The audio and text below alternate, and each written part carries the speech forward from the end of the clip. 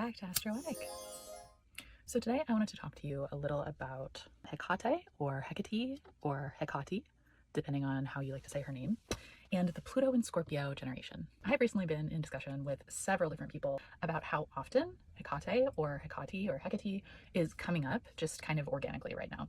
And I was thinking about why that might be. And I think there's a lot of reasons, right? Like I think in so many ways right now societally, we're experiencing this crossroad, this liminal space, and that is absolutely her bag. That's something she's known for, as well as being known as the goddess of earth, sea, and sky by birth, who also provides her own fire, right? So she's kind of got all of the elements covered. But I was thinking about how we are also coming into the Pluto squares or some of you are already experiencing the Pluto squares at the beginning of the Pluto in Scorpio generation. So obviously this would be a time when those Plutonic themes would be coming up. And a lot of people have kind of discussed how the Pluto in Scorpio generation is, particularly interested in the occult, arguably, and or taboo things, which include the occult, witchcraft, sorcery, things like that. Some people have also associated, Pluto in general to sorcery or witchcraft or magic or things like that. So I think it's interesting to consider that it might be a little bit of an intensification of that energy just by transit. And then I was thinking, okay, so anytime you have two planetary bodies, so in this case, Hekate or Hekate has an asteroid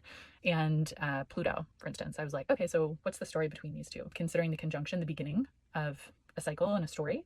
And then that would mean, because I think mostly in like the lunar cycle, that an opposition would be like the full moon moment of that particular cycle.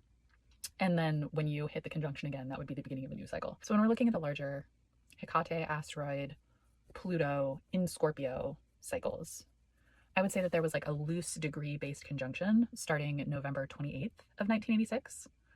And that would go, so this is a sign based conjunction through September 23rd of 1987. As Hekate continues to, way faster than Pluto, go around and orbit the entire zodiac, she's making a number of different aspects to your Pluto and to obviously the rest of your chart. The two cycles of Pluto in Scorpio with Hekate the asteroid, which I would consider would be like probably pretty particular energy, since she's also so deeply connected to so many of those themes, began on December 26th of 1986. And then she went all through the rest of the zodiac signs. And then the next cycle began on November 11th, 1992. That first cycle that we're coming up to the squares for began December 26th of 1986, which kicked off a full over 5-year cycle that would form aspects as the cycle continued. Even if your natal Hekate isn't in Scorpio, you're coming in during part of this journey or cycle. Does that make sense? So like, because the cycle began with a conjunction in Scorpio, then even though your Hekate asteroid might be somewhere else, it's still part of that story. Based on your own personal natal chart and your natal chart's planets and angles, relationships to the asteroid Hekate, I would imagine that there might be indicators like I've seen with Cheroklo and with other asteroids that would suggest that she might be especially prominent in your life or available to you if that's something that interests you. So I am not like a witchcraft creator. I don't consider myself like a practitioner per se, but I am really interested in the astrological side of it. I was resisting this for a long time, but I have received so many repeated signs that I went ahead and made this.